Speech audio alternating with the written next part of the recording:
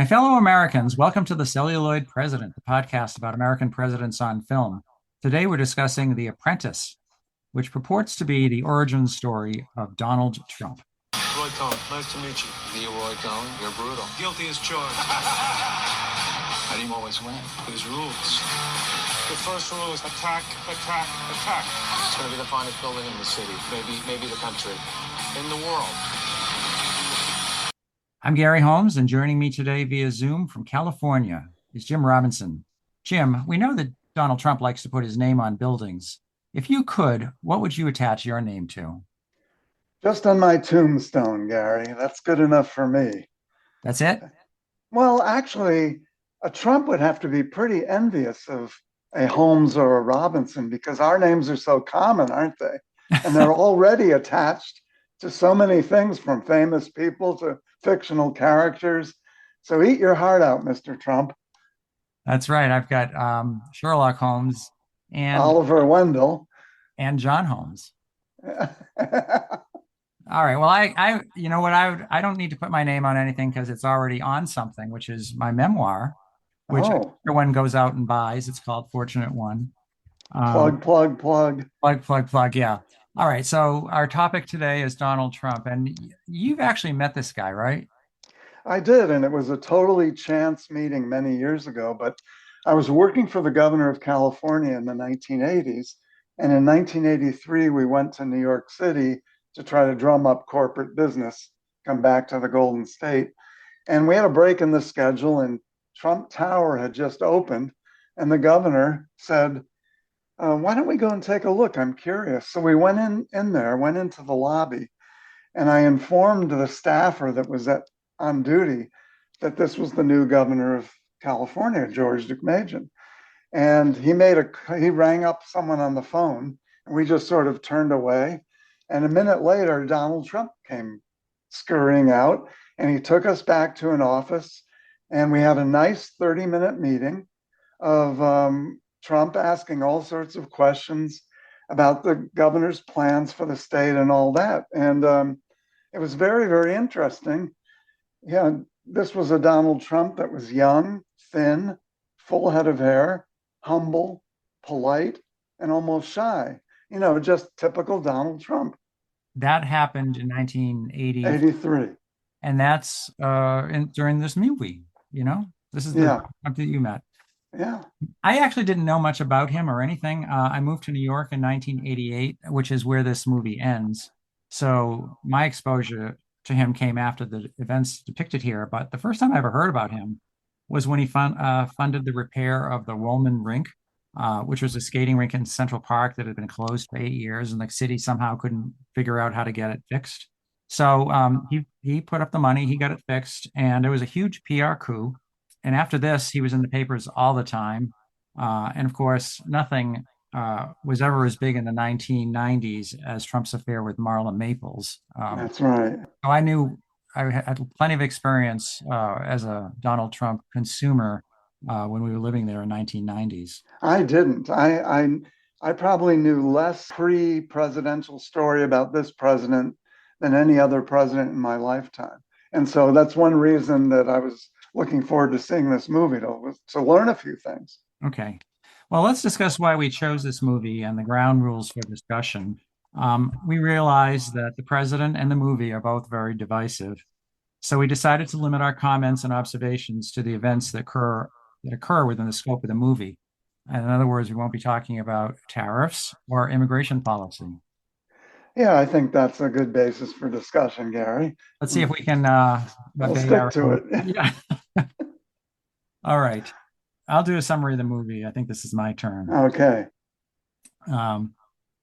I tried to do an AI summary, and it was terrible, so I decided to do it myself. The Apprentice is a 2024 mini biopic about the transformation of Donald Trump from a young and ambitious but insecure guy on the make into New York City's most famous real estate developer 13 years later. The movie begins in 1973 when Roy Cohn, a notorious fixer, takes a 27-year-old Donald Trump under his wings and shows him how to get what he wants by stretching and breaking the rules.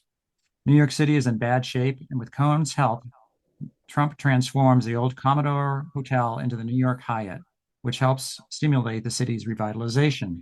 After this, Trump builds Trump Tower and buys a casino in Newark. The movie provides insight into Trump's family, including his father, Fred Trump, who is a belittling and bullying figure, and his alcoholic older brother, Freddie, who dies from the pressure of being a Trump. We see Trump meet and woo Ivana, the beautiful Czech model who became his wife and business partner. As he becomes more successful, Trump becomes increasingly ruthless and amoral. He assaults and cheats on Ivana and temporarily abandons Cohn, who is dying of AIDS. He partially redeems himself at the end when he overcomes his fear of AIDS enough to invite Cohn to a dinner party in his honor in Mar-a-Lago. The movie ends in 1986, soon after Cohn has died, and he is meeting the ghostwriter for the book that will become The Art of the Deal. He claims for himself three rules that the dead Cohn had taught him: attack, attack, attack, admit nothing and deny everything, and never admit defeat, always claim victory. That's it. And that's pretty good. That's pretty good. How did the movie do? Well, not so good. The movie earned $4 million on domestic grosses and on 13 million international for a worldwide total of 17 million. It ranked as the 143rd most popular movie in 2024. The top movie last year was Inside Out 2 with 1.7 billion, and that is 100 times the gross of The Apprentice. Rounding out the top five are Deadpool, Wolverine, Manoa 2, Despicable Me 4, and Wicked. On Rotten Tomatoes, it had a 3.8 rating with lots of fives and ones, meaning that most people either loved or hated it. Among professional critics, it had a Metacritic record of 64, which is considered generally favorable. And we need to add that one person who was not a fan of this movie was Donald Trump himself. Oh, really? Oh, yes, he said it was a disgrace, Surprise. a disgrace, and he sued. Can you imagine that? He sued the filmmaker. The director later admitted that it was a mistake to release it last October because it made it seem like they were trying to influence the election. But I don't think this had any impact on the election since so few people saw it. And the problem is that people who love Trump and those who hate him stayed away in droves because it didn't fit with their views. And I suspect who are in the middle just wanted to avoid him as much as possible. Well, even the director's admission is sort of a form of delusional vanity, isn't it? Right. Well, maybe I shouldn't have done it in October because, it would have swayed so many votes, which is a kind Well, of I an think what he was absurd. saying is that it made it look like he was trying to sway the votes. Yeah. I think it's interesting. It took in more money internationally than domestically. I understand they had trouble finding a distributor for a while Yeah, in the US, but it made all the rounds, where films like this are supposed to. There was a big standing ovation at Cannes, right. the obligatory standing ovation for a movie like this.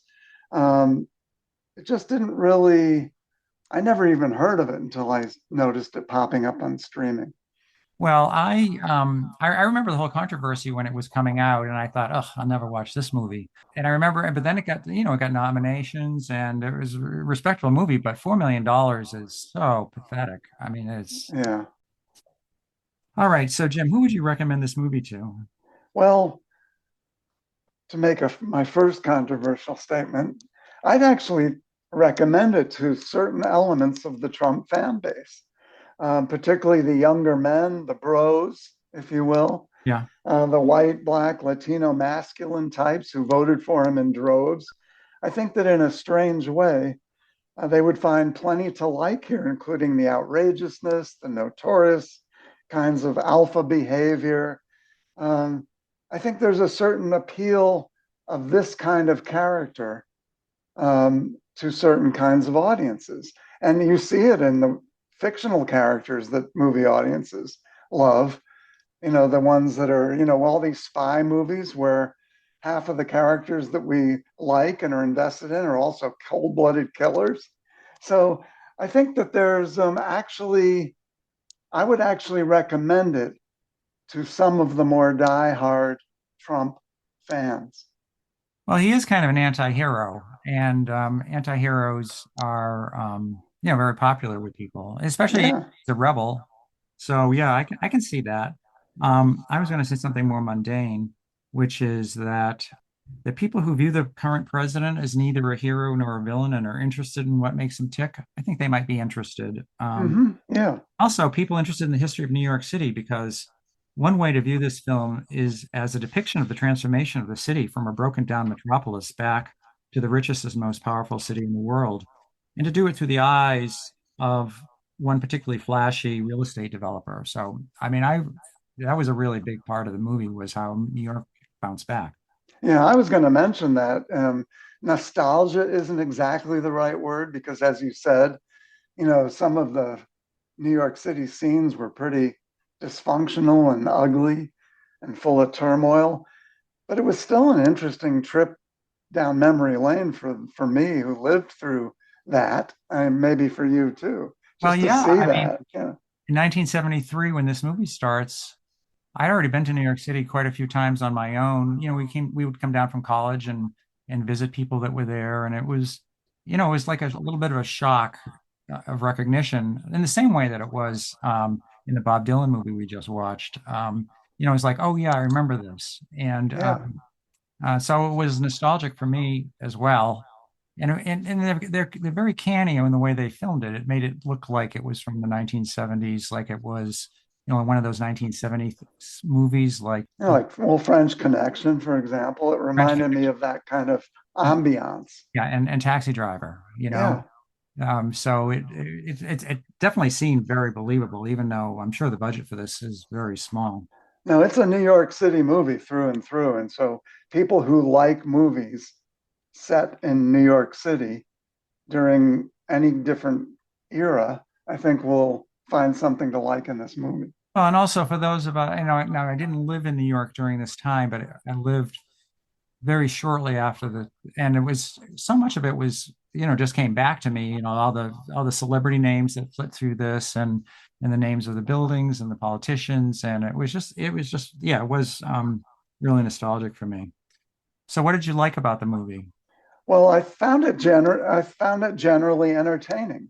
I wasn't bored. I wanted to know what was going to happen next and what scene they were going to show next of Trump's early life. So I thought from that perspective, that's one of the ways you got to judge an entertainment product. Hmm. Regardless of your views of the historical figure being portrayed.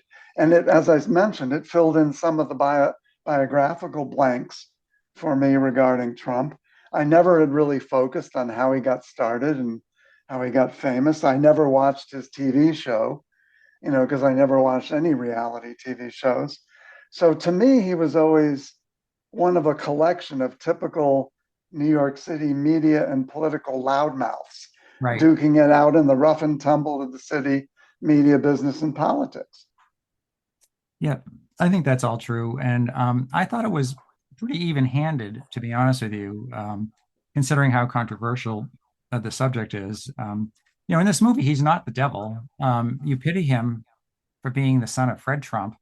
And although the movie shows Roy Cohn breaking several laws on Trump's behalf, we never actually see Trump himself doing anything illegal. But on the other hand, he's very clear that he's a selfish egomaniac. So it Yeah, was, I was going to mention that I also like that it wasn't a complete hit job. It was nuanced to a degree. I suspect that some of the nuance was inadvertent. yeah, And by that, I mean that they placed Donald Trump, especially the young Donald Trump, into a milieu that itself was so ugly and disgusting yeah. that it almost made Trump look more benign by comparison. He was set against this really awful backdrop of New York City in the 70s and in the late 60s and 70s. And I got the sense also that filmmakers were presenting things meant for us to shake our heads in disapproval, but were actually kind of okay qualities. If you think about them, the drive to be the biggest and the best, the telling off of a big politician like Mayor Koch has discussed how bad the quality of life was in the city and how he singularly was going to make the city better. The belief that America was getting ripped off All those kinds of things, I think, were put in there to show a sense of megalomania. But then when you look at each thing individually, you say, well, what's wrong with that? Um, yeah, I mean, he does start out as a very naive 27-year-old, and Roy Cohn does teach him the tricks of the trade. Speaking of Roy Cohn, I think one of the things I liked about the movie was that this movie had some of the most creative swearing I've heard in any movie ever. Most of it from Roy Cohn's mouth. Yeah, yeah.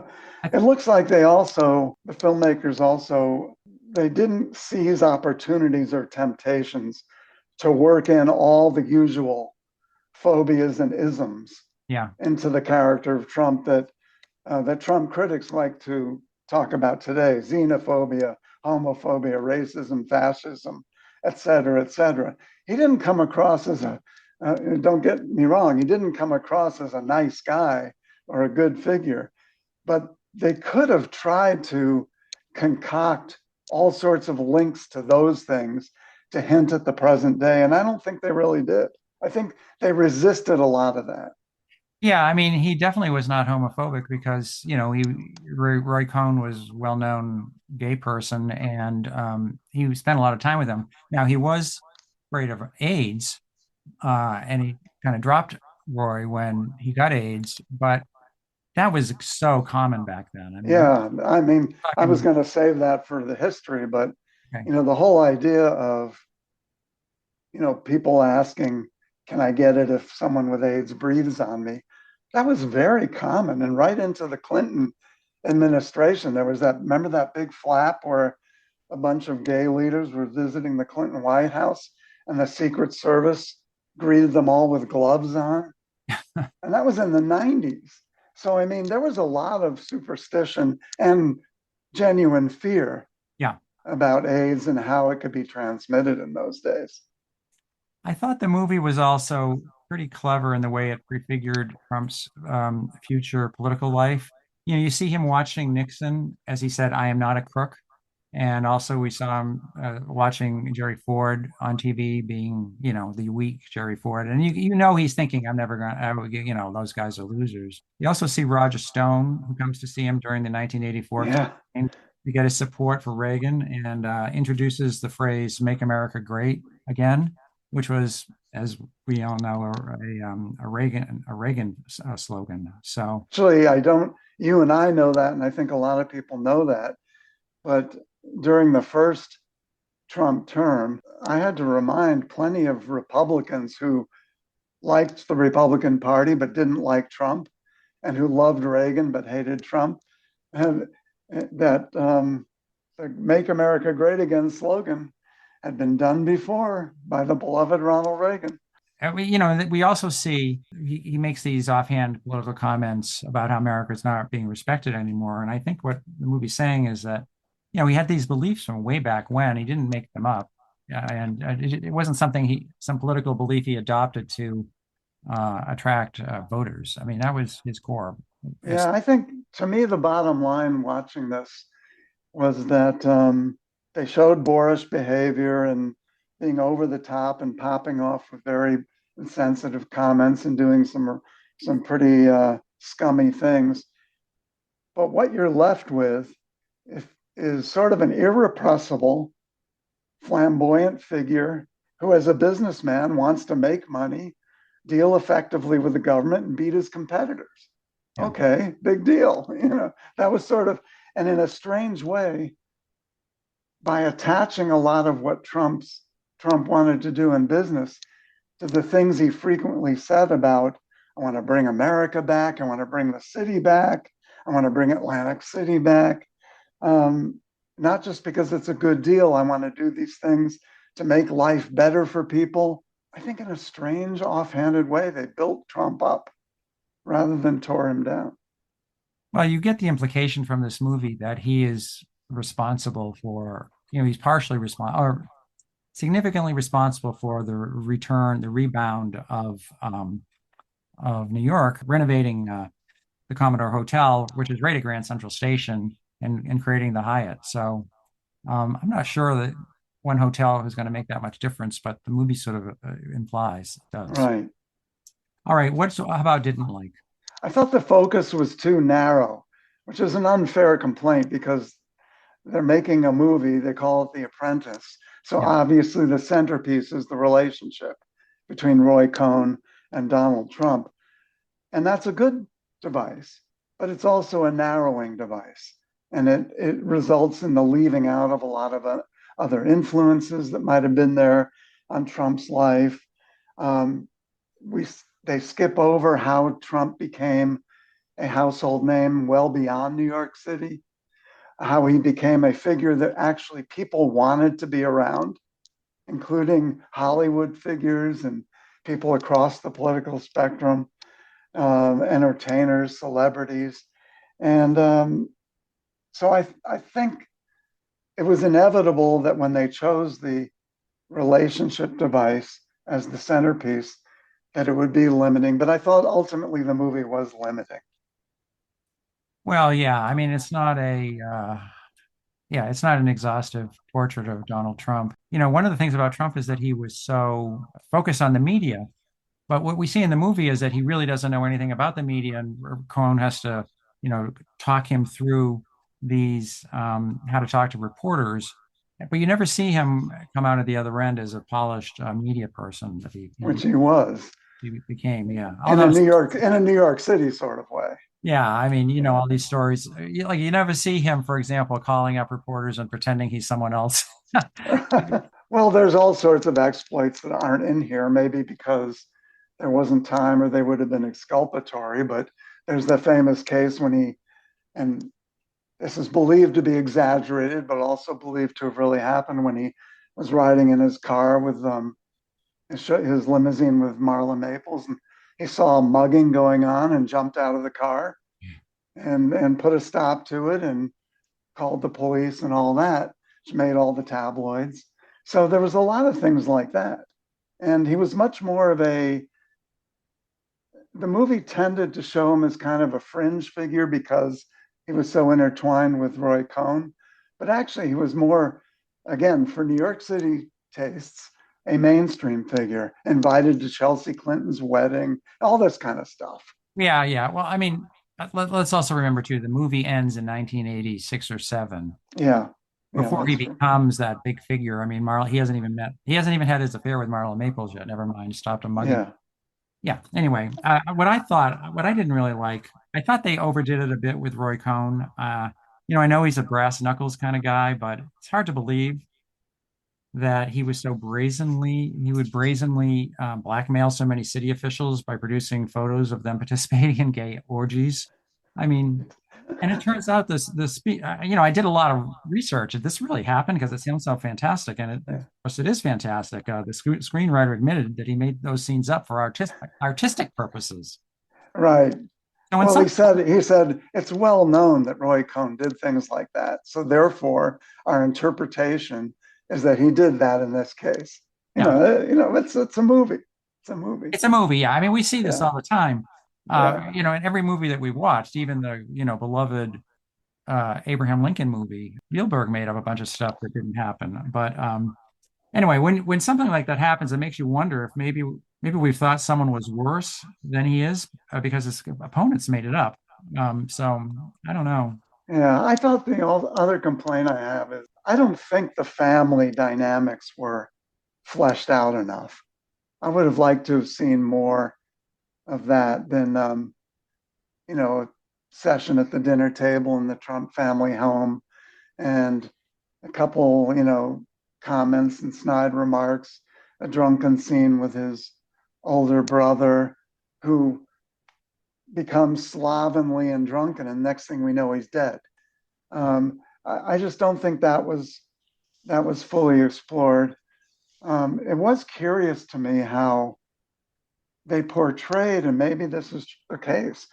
Didn't you think they portrayed the Trump family, meaning Fred Trump, et cetera, as really kind of humble? In other words, they weren't living like the mega rich live today. They had kind of a humble house, and they didn't.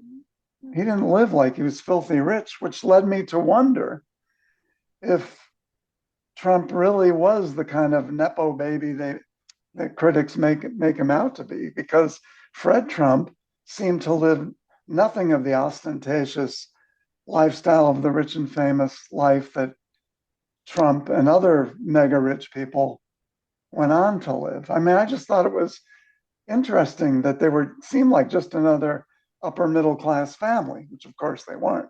Well, no, I mean, I didn't get that impression that they were, another upper middle class. I mean, I could see that the house seemed pretty big, and but yeah, I mean, he was not New York, he was not Manhattan rich. He was Queens. Right, right, Uh, right.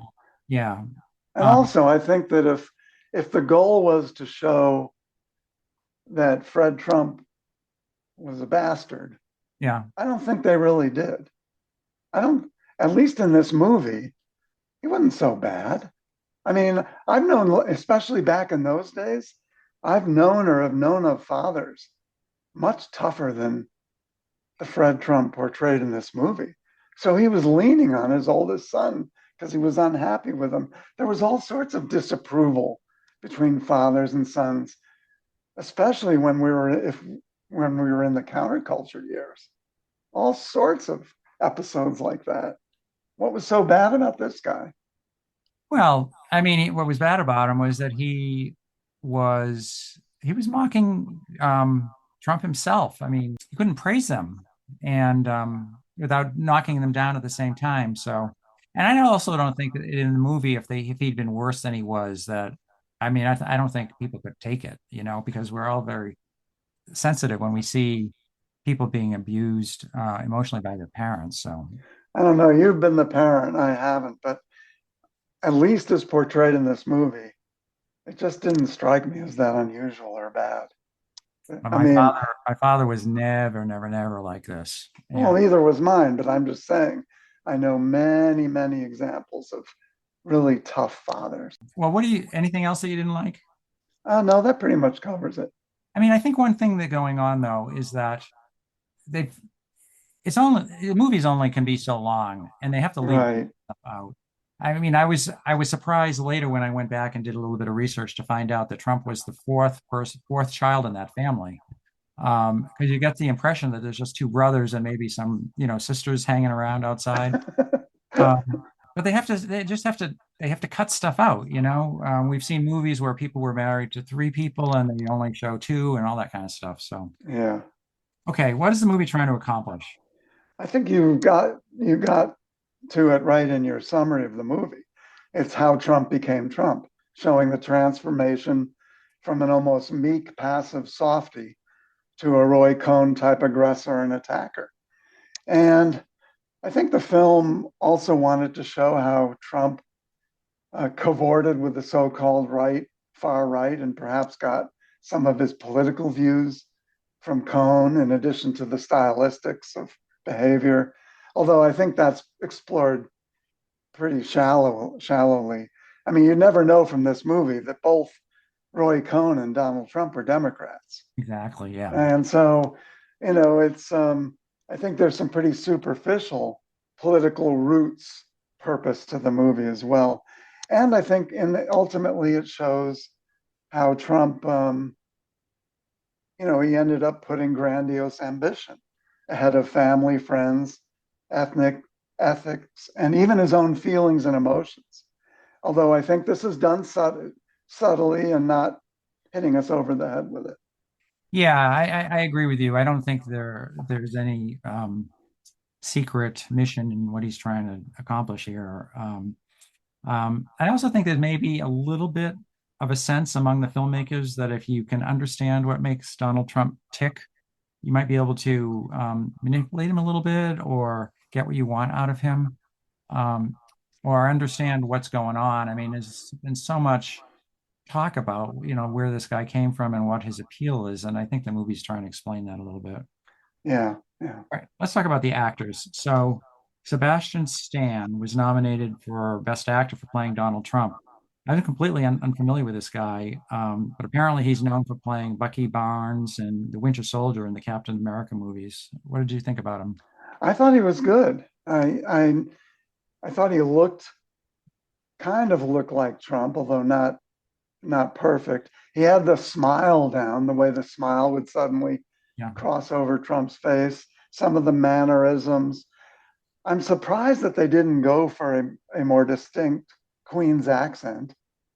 We've talked about accents before in these movies and how sometimes decisions are just made to not try to do it because it would just sound too much like mimicry. Right. But the Queen's accent is Trump's Queen's accent is not that hard to do as accents go. So it did pop out more later in the film. But bottom line is, I thought the performance was believable. Yeah. Yeah, I agree. I mean, he's definitely not doing an impersonation, but somehow he's still believable as a young Trump. You know, when we meet him, he's young and innocent and desperate to prove how important he is. Although we learn later that he's collecting rent at that crappy front apartments in the outer boroughs. You know, he's ambitious and visionary, and one of the reasons he likes Cohn is that he believes in him in a way that his own father doesn't. He's also naive enough to be shocked and appalled by Cohn's tactics. So, I mean, this is believe. Yeah, I can see a 27-year-old. He plays a 27-year-old kind of believably. Yeah, and the transformation, which we've pegged as as sort of the main goal of the movie, I think was it ended up being really interesting and almost funny toward the end of the movie, where he's sitting with his doctor and he's lecturing his own doctor on health issues, and he knows everything about. He doesn't need Roy Cohn anymore. Doesn't need anybody. Knows everything about everything. It's just funny when you think of how he's portrayed at the beginning of the movie. Yeah, yeah. So Jeremy Strong was nominated for Best Supporting Actor for playing Roy Cohn. He's best known for his role as the eldest son, Kendall Roy, in Secession. Before we talk about Jeremy Strong, let's talk a little bit about Roy Cohn. You know, he was one of the most notorious figures in post-war America, and except for Nixon and Joe McCarthy, he was the most visible symbol of anti-communism in the anti-communist movement.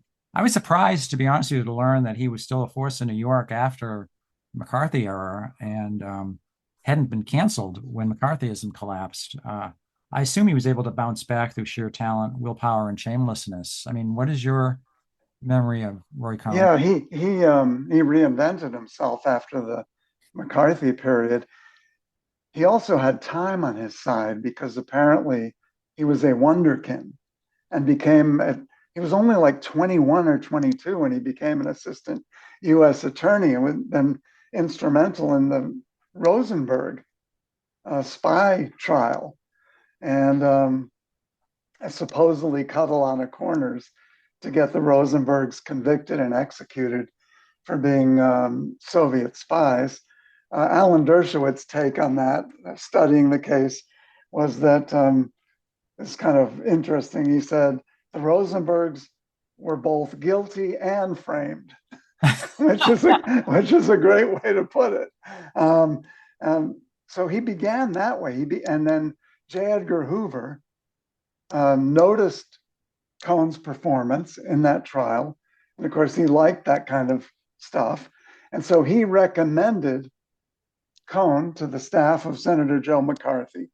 And then when it came time for McCarthy to pick his lead counsel for his committee, the competition was between Bobby Kennedy and Roy Cohn.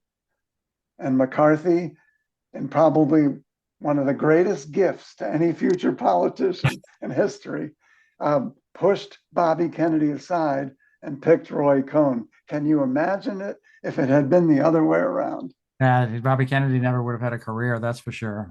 Well, the interesting thing is when we were talking about how can Roy Cohn and been a Democrat his whole life, registered anyway. There was a lot more commingling of the parties in those days. Joe McCarthy was a close family friend of the Kennedys, spent numerous weekends and vacations in Hyannisport, was called Uncle Joe by the Kennedy kids. And so you just had a lot of this cross current in terms of the tribes that you don't see today.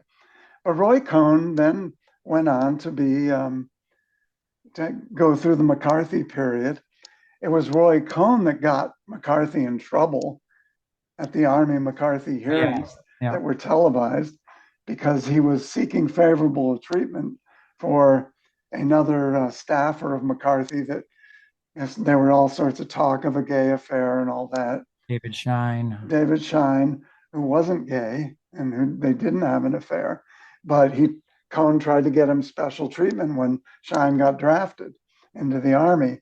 And that was what brought on the hearings that brought McCarthy down.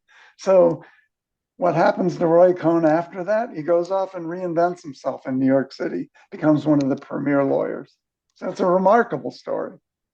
Yeah, no, I mean, you know, and was friends with like, and supposedly he claimed to be on the verge of marrying Barbara Walters. And had William F. Buckley Jr. testify for him as a character witness on a couple occasions. It ran across the board. Yeah, everyone was kind of on the make in New York City, so just adding him into the mix wasn't that weird. I thought the performance was excellent by Jeremy Strong. It was over the top in some points, and I think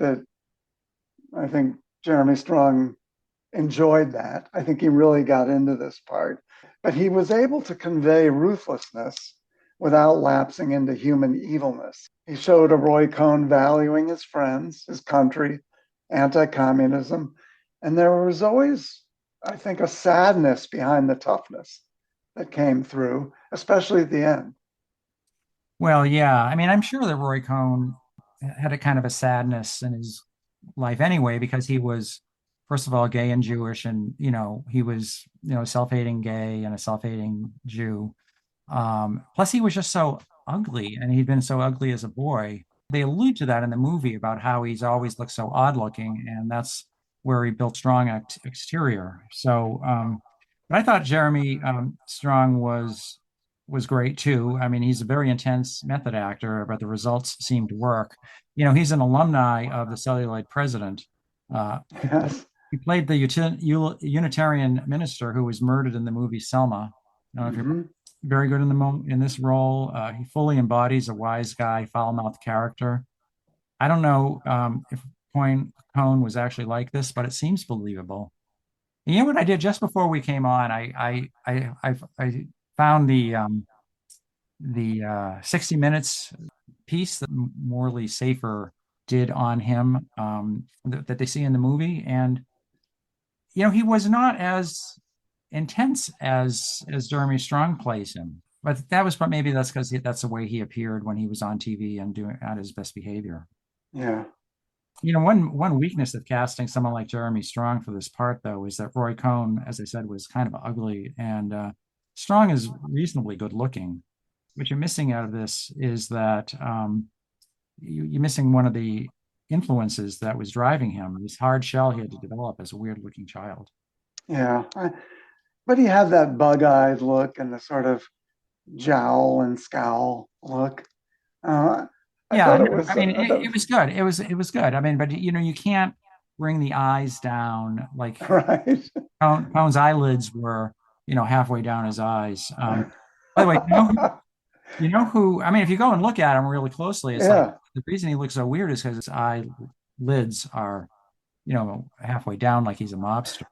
By the way, you know who this performance reminds me of? Is our old mentor Ken Kachigan, who had a tongue almost as sharp and profane as Roy Cohn. I know.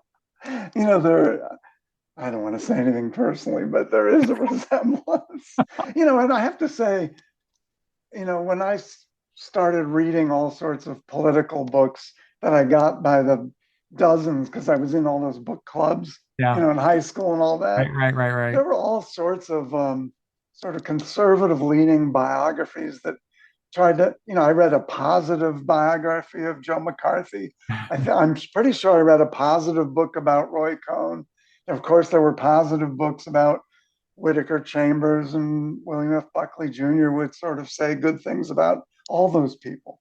And so there was a little cottage industry of people that, up until maybe the most recent times, were liked Roy Cohn and were fans of him, Yeah. and were impressed by his dedication to the country and to anti-communism. All right. Let's talk about Maria Bakalova, who played Ivana Trump. She's actually Bulgarian, not Trump, not Czech, but I guess that's close enough. Uh, she was a reporter in a Borat movie for which she was nominated for Best Supporting Actress. I have no recollection, no memory of this actress being nominated for an Academy Award, but I think she's good in the role, don't you? Yeah, I did too. I thought, from what I've read about Ivana Trump, she was a dynamic, Yep. forceful, somewhat charismatic personality, and I thought that Bakalova portrayed that very well. Trump always seemed to maintain some kind of respect, residual respect for his first wife. When she died in the fall in her Manhattan mansion, there was Donald Trump standing, at the funeral with Melania and all of the children attending, making loving comments, and she's really made it in Donald Trump's eyes, because after she died, he arranged to have her buried at the Bedminster Golf Club in New Jersey. And that's where her I final resting place is. highest honor. Yes, what could be more honorific than that? But he also hosted her last wedding to her last husband. So there was always a residual relationship. Probably a bunch of that's because they had children together. So that tends to force a relationship that's ongoing. Well, I think he knew that he was in the wrong and was always trying to make up to her. Yeah. One person in this movie who can't complain about her portrayal, if she were alive, would be Ivana, because she comes across very sympathetically. She's smart, strong, and independent. Plus, the actress is prettier than Ivana was. And as you said, I think it's to Trump's credit that he chose someone like this, someone strong and smart, instead of a more submissive woman. So, Yeah. I mean, sympathetic until the very end when she yeah. showed she could be just as cruel as Donald Trump himself by going out of her way to tell Roy Cohn at the dinner table that his gifted cufflinks were fake. Which didn't happen that way, but the point is they made her seem awfully cruel to say that to a dying man who was very proud of his gift. All right, we've talked about Fred Trump Sr. Martin Donovan played him in this. He's a classic working actor with at least one movie and one TV appearance a year. If you look at his IMDb, it's just long. He's played both Jesus Christ and JFK. And now Fred Trump. Now Fred Trump, so that's the trifecta. Yeah, I thought he was good. I thought he probably looked more like his character if you look at pictures of Fred Trump Yeah. than any of the others. And I thought he was good. I just don't think he was given enough opportunity to show depth and intricacies and to chew enough scenery. Okay. Anyone else you want to talk about? Any other Uh, actors? I've got to talk about the writer Okay. because the writer is a graduate, Gary, of Middlebury College. The right. Gabriel Sherman graduated from Middlebury College, Okay. and which tells us a lot about our college and about the writer. but I just thought that was interesting. He then became he wrote a book on Roger Ailes. Uh-huh. He wrote a bunch of articles for the familiar cast of characters, New York Magazine, Vanity Fair, et cetera, et cetera, and is married to a liberal fact checker, professional fact checker. Okay. So very, very appropriate for Middlebury. I Okay. just thought that was an interesting personal tidbit. Let's turn to the history. As we both discussed, they took some artistic license. I've already mentioned the scene where Roy Cohn supposedly blackmailed the U.S. attorney investigating racial discrimination practices against the Trump organization. Not only did it not happen, but even after the Trumps countersued, the government still ended up signing a consent decree with the Trumps for the same terms they'd offered this 2 years earlier. So they kind of really exaggerated that a lot.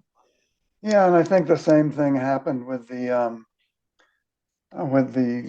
trying to get the tax Right, abatement, right. where there was strong suggestions, not suggestions, it was shown that, I think isn't that when Roy Cohn actually showed Trump his room where he held all the dirt on Yeah, politicians right, and right. And none of that happened. No. But could it have happened in the corrupt property development scene of New York during this period? You bet.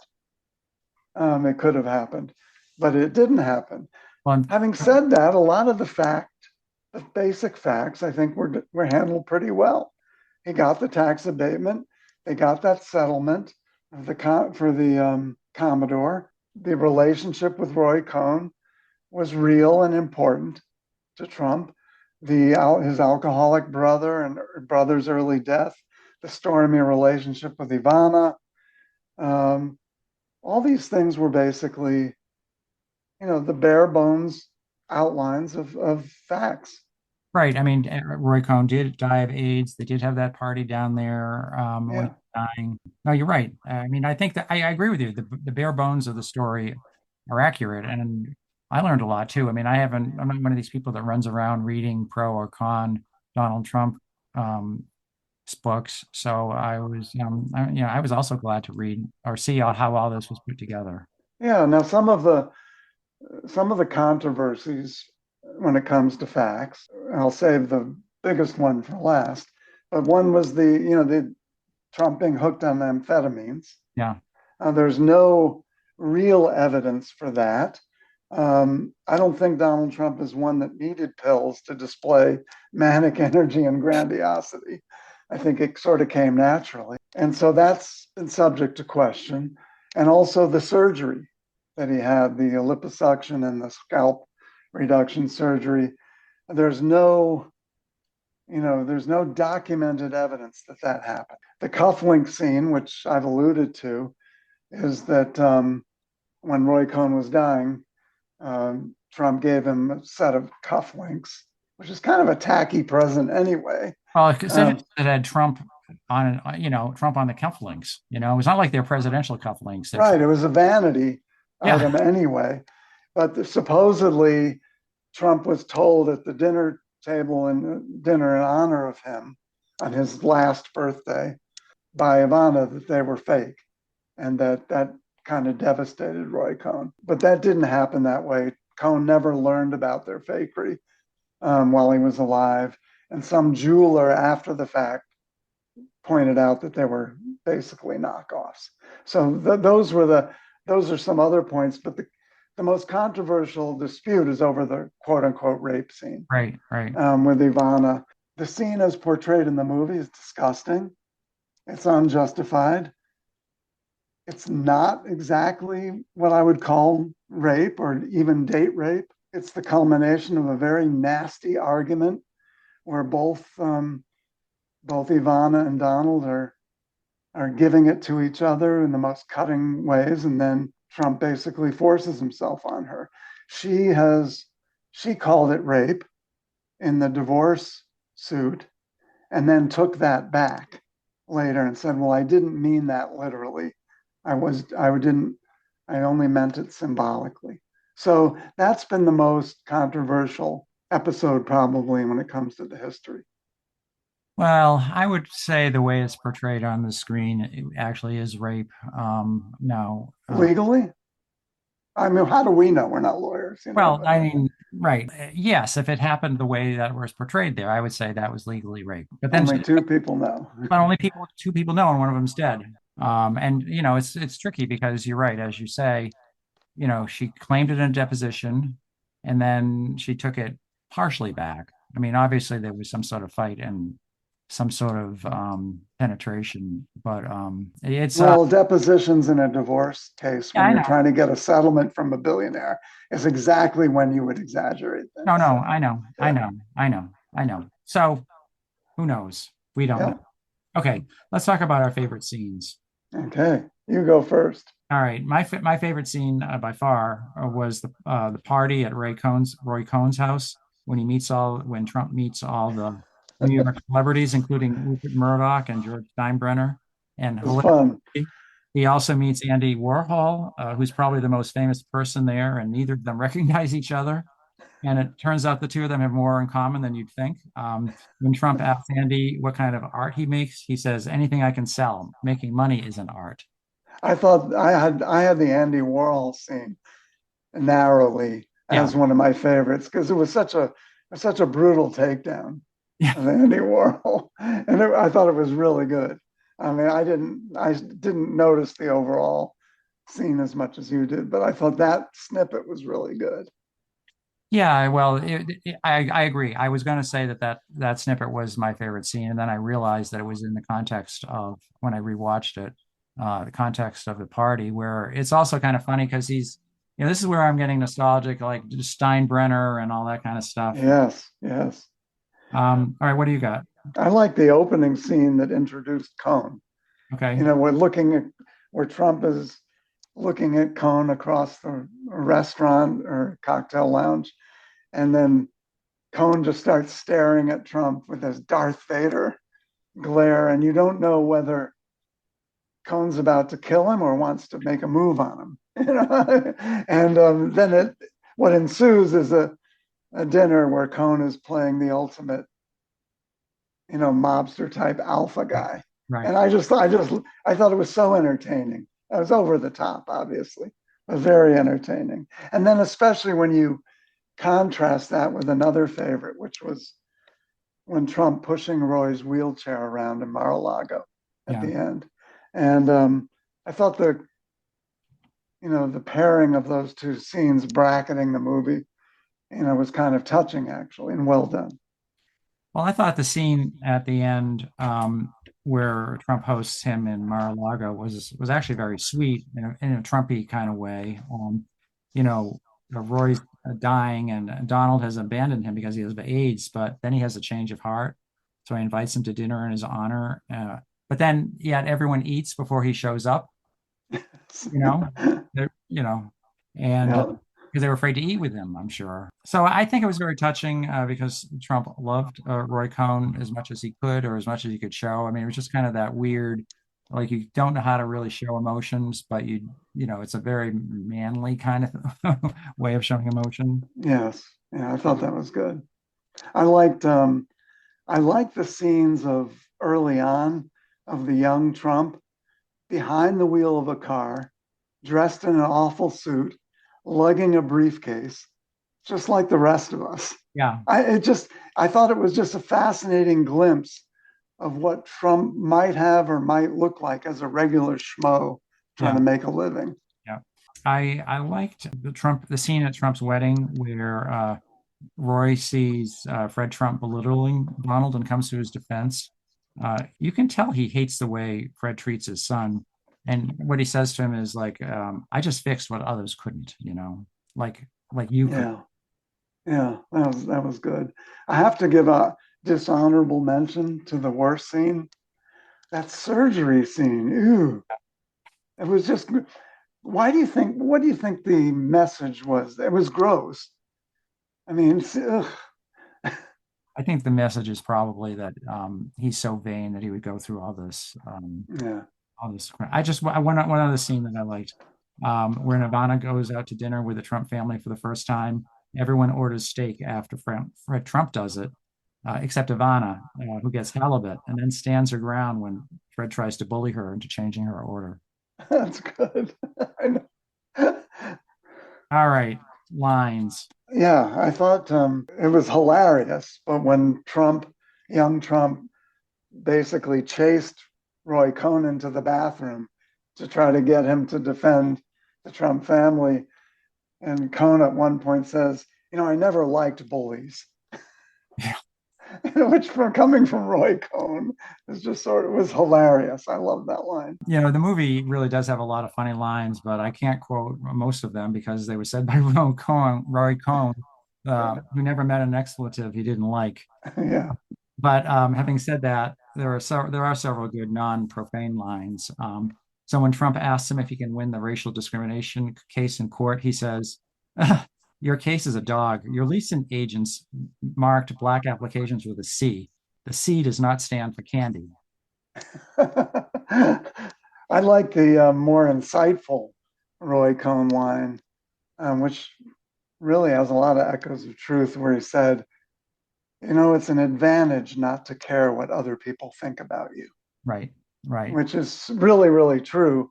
On the other hand, caring what other people think about you is also what keeps us social and human. Yeah. Yeah. But there is some truth in that. Well, there is some truth. It depends, I think both Trump's and Roy Cohn's superpower is that they can just take this criticism and go forward. I mean, that's why Nixon couldn't take it. He couldn't take the criticism, and he eventually went crazy and then resigned. So Roy says to Trump, on the surface, you're nice and sociable, but inside you're a scared little psychopath who could walk over fresh corpses to get what you want. Also, when Roy doesn't like Trump's tie, and when Trump says that his girlfriend picked it out, he says, "She's got you looking like a gay accountant. Puke yellow is not for you."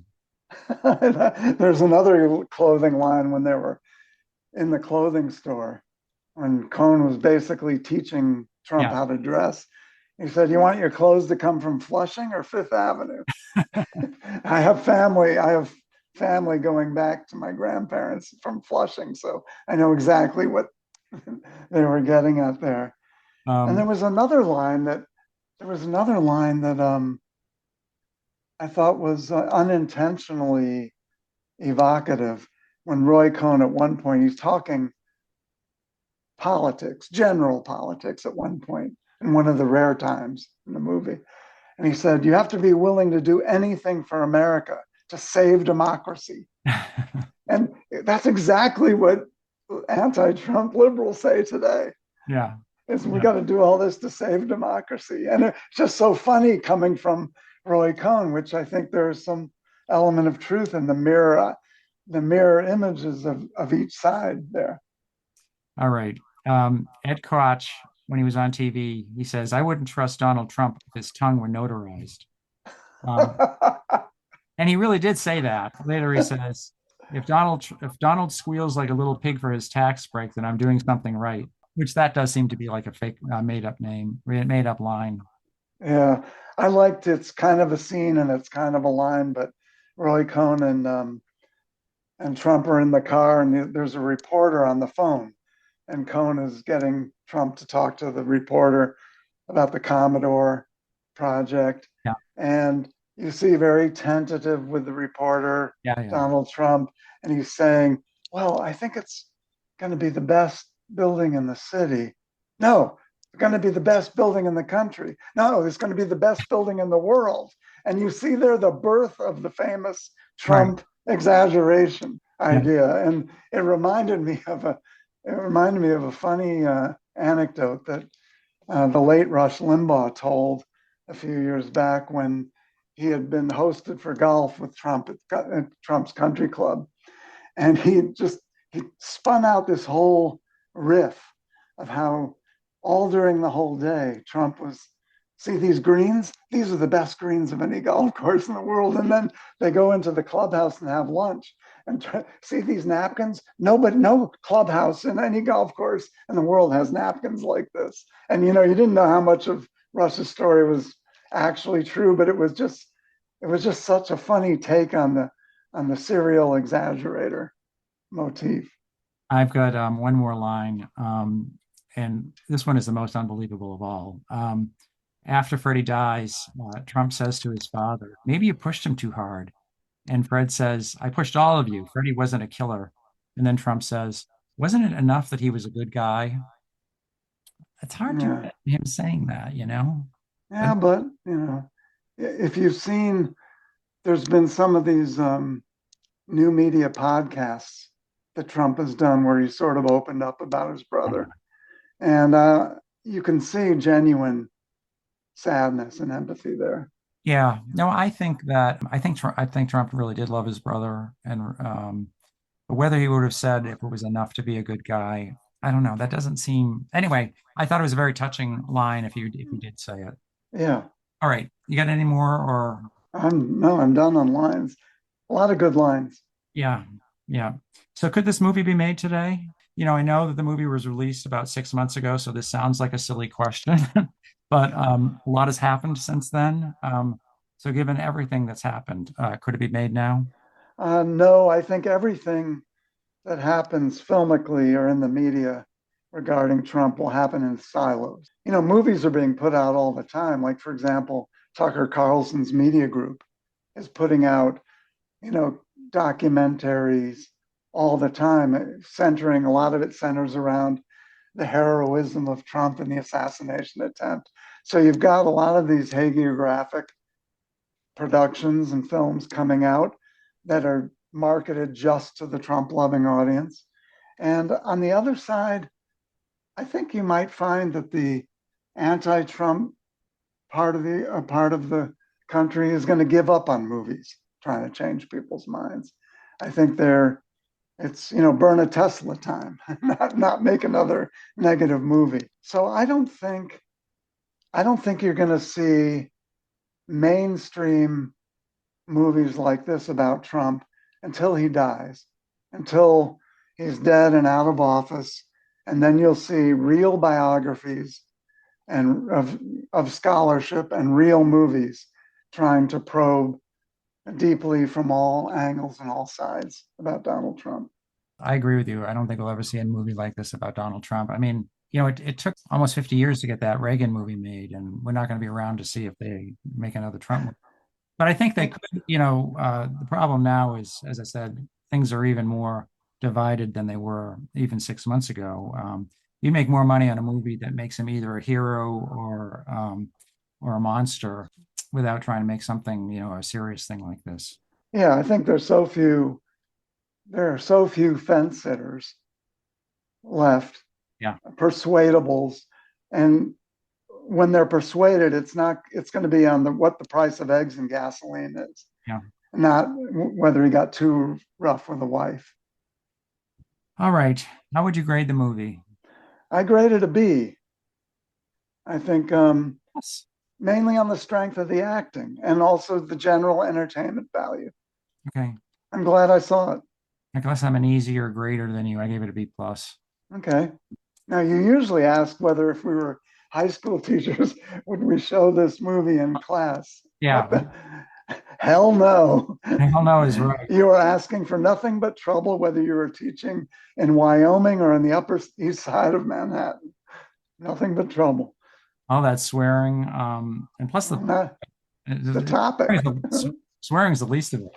Yeah, the topic. The topic. All right. So we've come to the close of another very interesting discussion. And I want to commend you, Gary, and myself for pretty much sticking to our ground rules. Sticking to our ground rules, yes. Okay, so to close this out, the podcast, as always, is available on Apple, Spotify, Amazon, and most podcast platforms. You can subscribe there, and of course, you can watch it on YouTube. If you have comments, you can email me at garyholmes76@gmail.com. And tell the folks what we're going to do next. We're going to do a biopic about Woodrow Wilson. And it came out in, correct me if I'm wrong, 1944 or something like that. Yeah. And it's a Zanuck production. Daryl Zanuck. Right? Yeah. Yeah. Probably hardly anyone alive today has seen it, Or heard of it. including yours truly, or heard of it. But I think it will be of interest because probably no president in the last century has fallen from such heights in terms of general historical estimation than Woodrow Wilson, who used to be absolutely revered and today is not. So I think it'll be interesting to look at the movie, see how he was thought of in the 40s. And there he served in the presidency 2 decades earlier, and maybe compare that a little with how he's viewed today. That sounds really interesting. So this movie is called Wilson. You can watch it on YouTube for free, or it's available, believe it or not, on Prime. So we'll see you next time, Jim. All right, take care. Bye-bye. Rule 3, no matter what happens, you claim victory and never admit defeat. You have to be willing to do anything to anyone to win. You have a big ass. You gotta work on that. Your face looks like an orange. Attack, attack, attack. Deny everything, admit nothing. Never admit defeat. What if you lost your fortune today? Well, then maybe I'll run for president. I don't know. I say, if you're indicted, you're invited.